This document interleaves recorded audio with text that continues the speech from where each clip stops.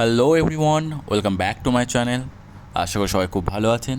তো শুরু হচ্ছে আজকে আবার একটা নতুন ব্লগ। আর আজকে ব্লগ জুড়ে শুধু থাকছে শুধু বার্ডস অ্যান্ড বার্ডস। তো আপনার সঙ্গে দেখা হচ্ছে অনেক ধরনের পাখি নিয়ে। সঙ্গে থাকুন এবং পুরো ব্লগটা দেখতে থাকুন। তো আজকে আমি চলে এসেছি আবার চিন্ময়দার ফার্মে। আর চিন্ময়দার ফার্ম থেকে আবার আজকে পাখি নেবো বলে এসেছি, আর তার সঙ্গে ভিডিও করতে। তো ওই আর কি। ও হ্যাঁ, তাও বটে, সেগুলো তো পিঠে চলে যাচ্ছে। বাড়িতে হ্যান্ড ফিটিং ছিল, ওই যে কটা ও তাই দিয়েছি, বাড়িতে আর এক সেট আছে। ওই তো ওইটা আছে, ওই কালারটা পাইপটা। তুমি ওখানে দেখে নেবে। আমি যে পাখি দুটো নেবো সে দুটো ধরা হয়ে গেছে। এই যে সেই লাভবার দুটোই মেল। হোপফুলি তার মধ্যে একটা হচ্ছে ডিএনএ করা, তো দুটোই মেল। তো আমাকে একবার চেক করে দিল। এই যে সাদা ককটেলটা পুরো মডেলের মতো দাঁড়িয়েছিল, অসাধারণ বিউটিফুল লাগছে না, আমার কিন্তু খুব ভালো লোকে দেখে। আর এই যে বদ্রি কলোনির সেট আপটা, যেখানে আমারও কিছু বদ্রি আছে এখানে দেওয়া, তো তাদেরও দেখলাম ডিম বাচ্চা করেছে। তো দেখে খুব ভালো লাগলো, নিজের পাখিগুলোকে আর একবার দেখতে পেলাম।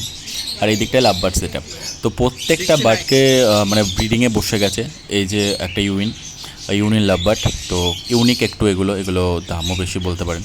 তো এই ধরনের লাভ বার্ডগুলো ধরুন ব্রিডিংয়ে বসে গেছে, আর এগুলো পুরনো বার্ডস বলে। আর এই যে এই দিকটা দেখুন, পুরো লাভ বার্ডের সেট আপটা, লাভ বার্ডের কলোনি আছে করা। তো এখানে প্রত্যেকটা বার্ড ব্রিডিংয়ে আছে। তো এগুলো পুরনো বার্ড বলে এই বছর খুব তাড়াতাড়ি ব্রিডিংয়ে চলে এসেছে। নতুন বার্ডে একটু সময় লাগে। তো এগুলো দেখতে পাবেন এখানে। আর এই যে বদ্রি কলোনিটা, প্রত্যেকটা পাখিকে ভাড় দেওয়া হয়েছে এবং প্রত্যেকটা ভাড়ে ডিম এবং বাচ্চা সমেত আছে। অনেক বাচ্চা বাইরে বেরিয়েও গেছে, এই যে দু একটা বাচ্চা নিচে নিচে বসেও আছে। তো খুব ভালো লাগলো দেখে। এখানে কিছু লাভবার্ডের একটা পেয়ার করে দেওয়া আছে এখানে। আর এই দিকে যে ককটেলটা আমি লাস্ট টাইম দেখে গেছিলাম, প্রত্যেকটা ককটেলের কলোনিটা, সেগুলো দেখছি এখন সব ডিম বাচ্চা করেছে, ডিম দিয়েছে। আমার এই ককটেলটা বাচ্চাটা খুব ভালো লাগলো। এইটা দুটোই মানে আমার খুব ভালো হলো, একটা পাইট আর একটা তো হচ্ছে পার্লটার সামনে খুব সুন্দর দেখতে ছিল। আমি বললাম যদিও দাদাকে রাখার জন্য। এখানে এদিকটা একটা পাইনাপেল কর্নিয়ারও পেয়ার রাখা ছিল, হঠাৎ করে দেখতে পেলাম। তো অনেক পাখি আমি আজ দেখতে পাইনি, তো সবগুলো দেখা সম্ভবও হলো না, গরমও ছিল ভেতরটা প্রচণ্ড। আর পাখিগুলো সবগুলো ব্রিডিং আছে বলে আমি সেগুলো খুব একটা ডিস্টার্ব করিনি। তো অনেকগুলো পাখি এখনও ব্রিডিংয়ে নেই, সেগুলো এখন সেলের জন্য রাখা আছে, কেউ নিতে চাইলে নিতে পারে। তো এখানে একটা অ্যালবাইনো ককটেলে দেখলাম পেয়ার ডিম দিয়েছে এখন। তো সবে ব্রিড করেছে। আমি জাস্ট একটু বক্সটা খুলে দেখলাম, বেশি ডিস্টার্ব করবো না, চলে যাবো এখান থেকে। চলুন তাহলে এখান থেকে আবার যাওয়া যাক, ওদিকে ডিস্টার্ব না করে। হাই, বাহ, এই কালারটা দারুণ তো। এই কালারগুলো তো দারুণ হয়েছে গো। এটা কি পাইরেরই? কিন্তু এর মা বাবা তো দেখলাম না সেরকম কোথাও এই কালারে। বাহ, হ্যাঁ, ওখানে এইটা এই যে ইয়েটা পালটা কিন্তু হোয়াইটের মধ্যে বেশ। হ্যাঁ, ওখানে কিন্তু ওটা ইয়েলো ছিল, হোয়াইট। সব খিদে পেয়ে গেছে বেচারাগুলো।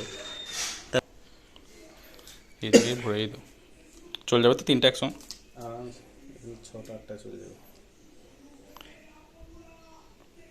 আমার নেওয়ার পরে দেখলাম বাচ্চাগুলো সবগুলোই ক্ষুধার্ত ছিল। ওদিকে প্রত্যেকটাকে আবার চিনের মধ্যে হ্যান্ড ফিড দিচ্ছে, কারণ ওদের খাওয়ার টাইম হয়ে গেছে। আর আমাকে দেখে একটু তো ভয়ে ছিল ওরা।